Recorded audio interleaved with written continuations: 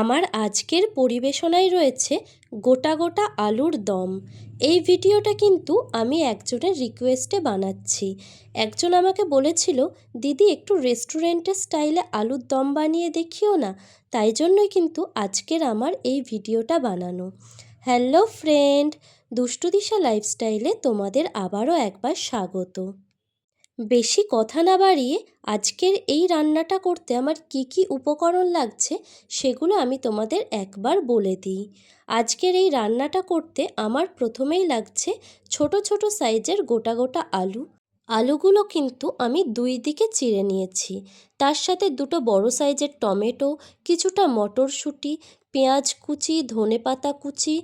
ভাজা মশলার জন্য নিয়েছি গোটা ধনে, গোটা জিরে, শুকনো লঙ্কা, ফোড়নের জন্য তেজপাতা, গোটা জিরে, কালারের জন্য হলুদ গুঁড়ো, লঙ্কা গুঁড়ো আর একটা বাটা মশলা। সেই বাটা মশলার মধ্যে রয়েছে জিরে বাটা, আদা বাটা, লঙ্কা বাটা আর রসুন বাটা। কড়াইয়ে নিয়ে নিলাম কিছুটা গোটা মশলা, যেগুলো আমি প্রথমেই তোমাদের দেখিয়ে দিয়েছি। এই মশলাটা যতক্ষণ না সুগন্ধ উঠছে আর একটু কালচে রং হচ্ছে ততক্ষণ আমি ভেজে নেব। তারপর একটা ডিশের মধ্যে ঢেলে নিলাম। এটাকে ঠান্ডা করে আমি গুঁড়িয়ে নেব। কড়াইটা আবারও বসিয়ে দিলাম। তাতে নিয়ে নিলাম কিছুটা সাদা তেল। তোমরা চাইলে কিন্তু সর্ষের তেলও নিতে পারো, তাতে রান্নাটা আরও সুন্দর হবে। এবার গোটা আলুগুলোকে আমি এর মধ্যে দিয়ে দিলাম। কিছুটা নুন আর কিছুটা হলুদ দিয়ে আমি এই আলুগুলোকে খুব ভালো করে ভেজে নেব। আলুগুলো আমি কেন দুই দিকে কেটে নিয়েছি জানো? কারণ এগুলো গোটা গোটা আলু, তার মধ্যে যদি নুন হলুদ সমস্ত কিছু মশলা ভালো করে ঢোকাতে চাও তাহলে আলুগুলোকে দুই দিকে চিড়ে নেবে, তাহলে কিন্তু আলুর টেস্টটা দারুণ লাগে। তেলের মধ্যে দিয়ে দিলাম ফোড়ন হিসেবে একটা তেজপাতা আর কিছুটা গোটা জিরে। তারপর দিয়ে দেবো কুচিয়ে রাখা পেঁয়াজগুলো। পেঁয়াজটা এখানে কিন্তু একটু বেশি পরিমাণে লাগবে, কারণ আলুর দমটার গ্রেভিটা কিন্তু একটু গাঢ় হবে, তাই পেঁয়াজ আর টমেটোর পরিমাণটা কিন্তু একটু বেশি হতে হবে। পেঁয়াজটা একটু ভালো করে ভেজে নিয়ে তার মধ্যে দিয়ে দিলাম কেটে রাখা টমেটোটা। টমেটোটা জাস্ট 2-1 মিনিট আমি একটু তেলের সাথে নেড়ে নেব, কারণ টমেটোগুলো হাইব্রিড, তাই একটু তেলের সাথে নেড়ে নিলে কিন্তু খুব তাড়াতাড়ি নরম হয়ে যাবে। এরপর দিয়ে দিলাম বেটে রাখা মশলাটা। মশলার মধ্যে রয়েছে লঙ্কা বাটা, জিরে বাটা, আদা বাটা আর রসুন বাটা। কালারের জন্য দিয়ে দিলাম হলুদ গুঁড়ো আর কাশ্মীরি লঙ্কা গুঁড়ো। এরপর কিন্তু লবণটা দিতে কেউ ভুলো না, সেটাকে অবশ্যই পরিমাণ মতো দিয়ে দেবে। মশলাটা কি দারুণ কালারফুল লাগছে দেখো, একদম লালে লালে ভরে উঠেছে চারিদিকটা। যাই হোক, একটু জল দিয়ে দিলাম যাতে গুঁড়ো মশলাগুলো কড়াইয়ে লেগে না যায়। এবার এটাকে ভালো করে কষিয়ে নিতে হবে। দেখতে পাচ্ছ চারিদিকে কেমন তেল ছেড়ে দিয়েছে? এই রকম অবস্থাতেই দিয়ে দেবে কেটে রাখা আলুগুলো, যেগুলো তোমরা ভেজে নিয়েছিলে। এগুলো দিয়ে দেওয়ার পর মটরশুঁটিটাও দিয়ে দেবে। একসাথে আলু আর মটরশুঁটি দুটোই কষানো হয়ে যাবে। এবার কিন্তু খুব ধৈর্য সহকারে আলুগুলোকে কষাতে হবে। যেহেতু আলুগুলো গোটা গোটা, তাই সেদ্ধ হতে অনেকটা সময় লাগবে। আমি একটু ভালো করে এটাকে কষিয়ে নিচ্ছি। এবার এর মধ্যে কিছুটা পরিমাণ সামান্য একটু জল দিয়ে দেব, যাতে আমার আলুটা ভালো করে সেদ্ধ হয়ে যায়। আসলে এই তরকারিতে আমি খুব বেশি জল ব্যবহার করব না, তাই আমি দুবার করে আলুটাকে কষিয়ে নিচ্ছি। প্রথমে দেখলে খুব ভালো করে কষানো হয়ে গেছিলো, তারপর সামান্য একটু গরম জল দিয়ে ঢাকা দিয়ে দিয়ে আমি এটা কষিয়ে নিচ্ছি। গ্যাসের ফ্লেমটা এই সময় মিডিয়ামে রেখে এভাবে আলুটাকে কষিয়ে নিলে দেখবে আলুটা কিন্তু অনেকটাই কষানোর মধ্যেই সেদ্ধ হয়ে যাবে।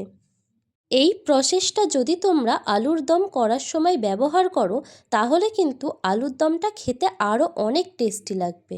এই দেখো আমার দুবারের কষানোটা কমপ্লিট হয়ে গেছে। এবার আমি আরেকটু ভালো করে এটাকে নাড়াচাড়া করে নেব, যতক্ষণ না মশলাটা তলায় লেগে লেগে যাচ্ছে। আমি কিন্তু খুব ভালো করে এটা কষিয়ে নিয়েছি। কি দারুণ দেখতে লাগছে দেখো। আমার আলু কষানোটা কিন্তু হয়ে গেছে। এবার আমি এর মধ্যে ব্যবহার করব হালকা গরম জল। তোমরা যদি একদম হোটেল কিংবা রেস্টুরেন্টের মতো স্বাদের আলুর দম পেতে চাও তাহলে কিন্তু অবশ্যই এখানে গরম জলটা ব্যবহার করবে। আমি এখানে 4 কাপ মতো গরম জল দিয়ে দিলাম, মানে এটা ছোট কাচের বাটি, এখানে 1 কাপ জলই ধরে। তোমরাও এরকমভাবেই জলটা দিয়ে দেবে। এবার কিন্তু একটু থালা দিয়ে ঢাকা দিয়ে দেবে। আলুগুলো সেদ্ধ হতে অনেকটাই সময় লাগবে। আমি মোটামুটি 8 থেকে 10 মিনিট থালাটা চাপা দিয়ে রেখেছিলাম। এবার একটু খুলে জাস্ট নাড়িয়ে দেখে নেব। এরপর আর কি, আর একটু সেদ্ধ হতে দেবো। একটা আলু কেটে আমি তোমাদের দেখিয়ে দিচ্ছি। এই দেখো, আলুটা কিন্তু আমার মোটামুটি 80% সেদ্ধ হয়ে গেছে, তাই আর একটু ফুটিয়ে নেব। আলু কিন্তু এখন আমার একদম সেদ্ধ হয়ে গেছে। আলুর দম কিন্তু আমার অনেকটাই রেডি হয়ে গেছে। এবার ঝোলটাকে আমি কিছুটা মরতে দেব, কারণ এই তরকারিটা কিন্তু লুচি বা রুটির সাথে খাওয়া হবে, তাই এটা একদম ঝোলঝোল রাখবো না। আলুর দমের ঝোলটা যখন পুরোপুরি মরে এসেছে, তখন এর মধ্যে দিয়ে দিলাম ভাজা মশলাটা। এই সময়ে অবশ্যই মনে করে ভাজা মশলাটা তোমরা দিয়ে দেবে। আলুর দম কিন্তু এখন আমার একদম রেডি। শুধু আর একটা কাজ বাকি আছে। কী কাজ বলতে পারবে? জাস্ট ধনেপাতা কুচিটা দিয়ে 2 মিনিট ফুটিয়ে নামিয়ে নেব। তাহলেই কিন্তু আলুর দম আমার একদম রেডি। আমি এখানে কোনো গরম মশলা ব্যবহার করিনি, কারণ আমি এখানে ভাজা মশলা দিয়েছি। ধনেপাতা কুচি তো আমার দেওয়া হয়ে গেল। এবার এটাকে 1 থেকে 1.5 মিনিট আমি হতে দেব। তারপর আমি গ্যাসের ফ্লেমটা বন্ধ করে দেবো। রেডি হয়ে গেছে আমার রেস্টুরেন্ট কিংবা হোটেলের স্টাইলের আলুর দম।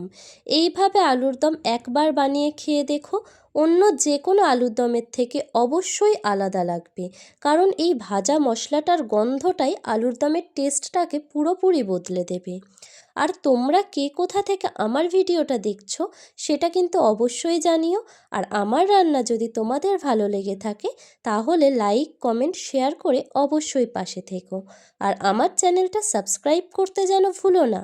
আর যদি তোমাদেরও কোনো রান্নার রিকোয়েস্ট আমার কাছে থাকে, তাহলে অবশ্যই কমেন্টে জানিও। আমি চেষ্টা করব সেই রান্নার ওপর ভিডিও বানিয়ে তোমাদের সামনে নিয়ে আসতে। তোমাদের কাছ থেকে রান্নার রিকোয়েস্ট পেলে আমার সত্যি খুব ভালো লাগে। সেটা তো তোমাদের আর বলার অপেক্ষা রাখে না। কিন্তু আজকের মতো সকলকে টাটা জানিয়ে আমি এখান থেকে বিদায় নিচ্ছি। তোমরা প্রত্যেকে ভালো থেকো কিন্তু। টাটা।